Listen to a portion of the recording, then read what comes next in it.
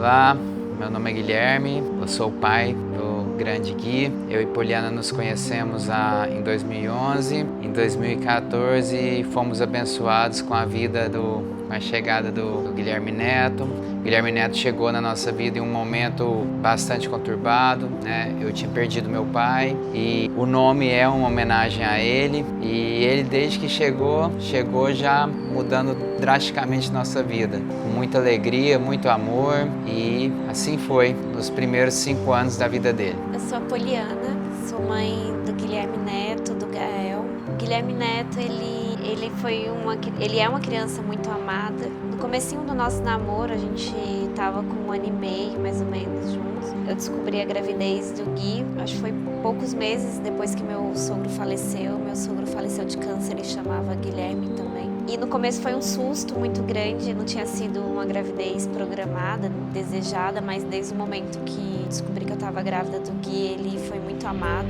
E o Gui, a gente resolveu homenagear o meu sogro, que tinha acabado de falecer, com o nome dele, então ele chama Guilherme Barbieri Neto. Até os 5 anos, 5 anos e meio, o Gui, ele era o primeiro neto das 2 famílias, então a criança mais mimada, amada, querida que podia existir era o Guilherme Neto. Nunca tinha adoecido, nunca tinha nem tomado antibiótico. Até que... E o Gui, desde os 3 aninhos, tocava piano, sempre uma criança muito alegre, muito ativa.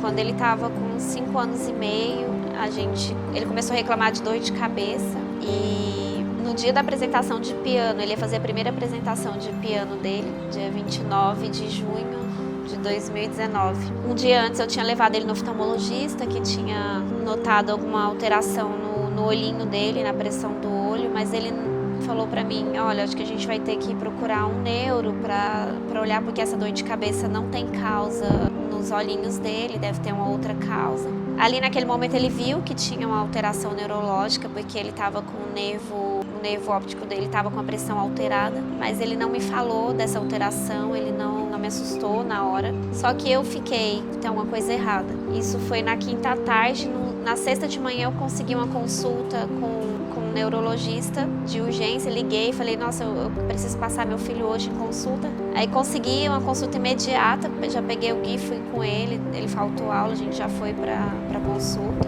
E o neurologista também não me assustou, mas pediu uma ressonância. Falou, olha, a gente precisa fazer uma ressonância para ver o que está acontecendo. Eu consegui uma ressonância para aquele mesmo dia e acho que naquele momento já tinha alguma coisa me falando que tinha alguma coisa muito errada ali. Eu senti que tinha alguma coisa muito errada. E eu comecei a ligar até que eu consegui um lugar para fazer uma ressonância dele naquele mesmo dia. E aí veio a primeira loucura, né? Ah, mas ele tem apresentação, era dia dos avós, ele tem apresentação de piano, ele vai faltar a apresentação. E eu só senti que eu tinha que ir com ele logo para Goiânia, que a gente é do interior de Goiás e Goiânia fica 2 horas da nossa cidade. Peguei o Guilherme Neto, fomos para Goiânia. Ele fez a ressonância 9 horas da noite e eu não fiquei tranquila. A gente foi pro hotel, eu ficava toda hora olhando se já tinha saído o resultado do exame. Meia-noite saiu o resultado dessa ressonância, com laudo e tudo. Eu nunca vi um exame sair tão rápido. Quando veio o resultado do exame dele, até hoje eu não li esse resultado. Não consegui, mas eu só li uma palavra, que era neoplasia. Na hora a gente já começou a ligar para um monte de pessoas, amigos, parentes, e fomos para o hospital e começou a primeira grande luta da vida do Gui. Ele estava com um tumor metastático já, ele estava com meduloblastoma, um tumor muito agressivo no cerebelo, com várias metástases na cabeça, ele estava com entre os olhos, ele estava todo espalhado na cabecinha dele esse tumor. E aí começou a luta, né? Como vai ser agora, quais serão os próximos passos. E num primeiro momento, no hospital que a gente estava internado em Goiânia, eu me lembro que todos os prognósticos e todos os feedbacks que a gente tinha eram os piores possíveis. Então que a gente não teria na verdade não tinha muita esperança do que ser feito, em função da agressividade do tumor e por ele ser um tumor já metastático. Então,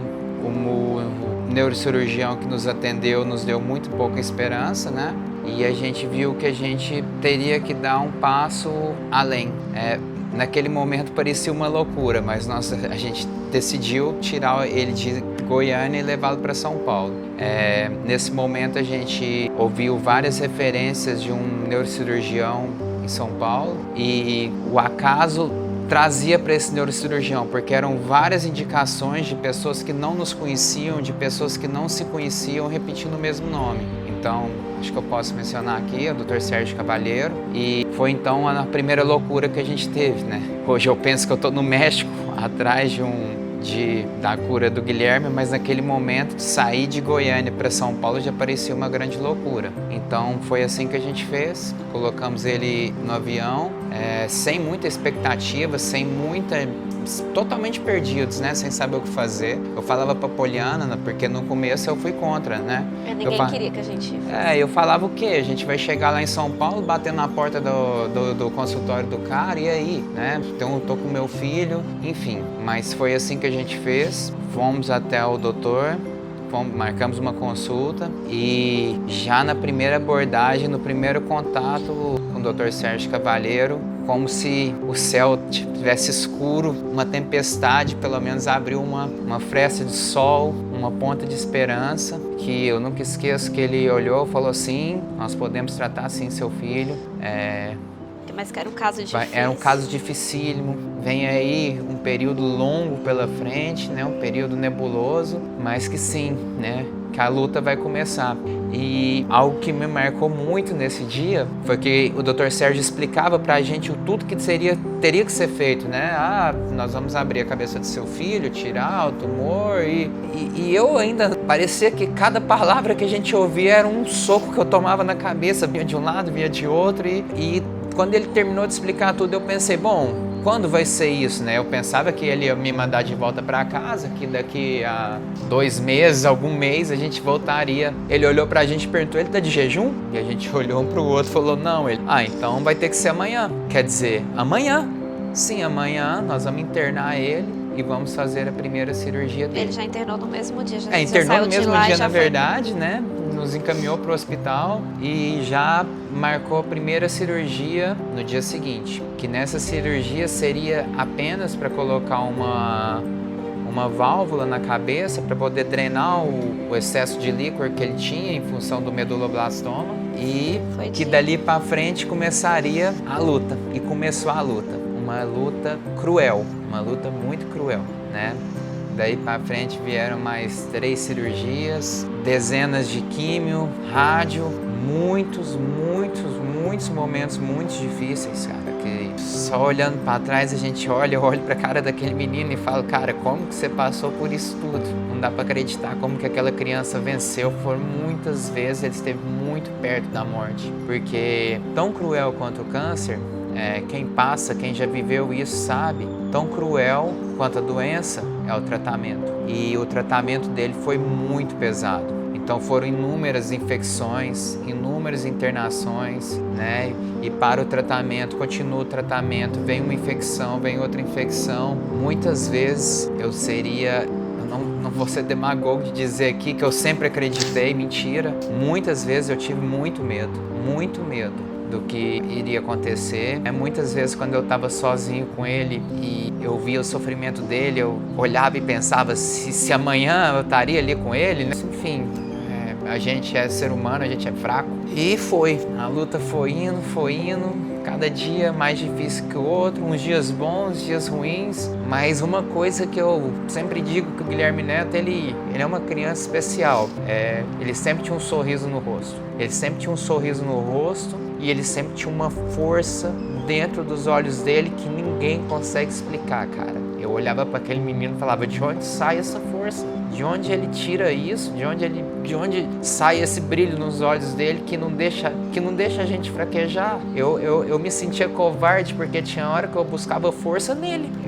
O meu papel de pai que seria, né, levar ele, levantar ele, pôr ele pra cima, encontrar ele, que todo dia tava sempre me pondo pra cima, me mostrando a força que ele tinha, e a força que ele tinha era contagiante. E tentando resumir o tratamento, a gente tá aqui resumindo meses e meses de tratamento de câncer, ele, no final das contas, ele venceu. Um belo dia ele venceu. Um belo dia, depois de tanta luta, de tantos momentos que a gente achava que não fosse dar certo, para não ficar muito longa a explicação, Um belo dia ele fez uma ressonância e a gente ouviu que o câncer não estava lá mais na cabeça dele e que tinha chegado o dia da gente voltar para casa, que o Guilherme Neto não tinha mais. Na verdade, ele ia voltar e ainda ia fazer químio por 1 ano e meio, né? Químio oral. Fala, porque tá muito longo, né? E então a gente voltou para casa.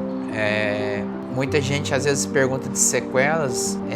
No começo ele teve pouquíssimas sequelas, mas desde o começo a gente sabia que as sequelas eram reversíveis, né?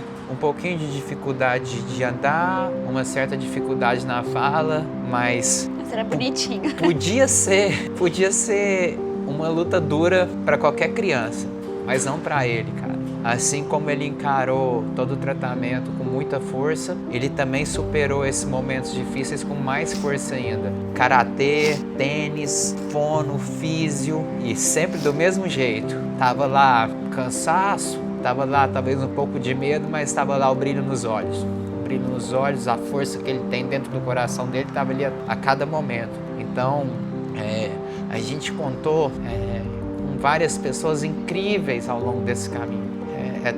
Seria até irresponsabilidade eu tentar citar nominalmente quantas pessoas participaram desse processo, porque aqui nessa fala nós estamos resumindo 2 anos, né?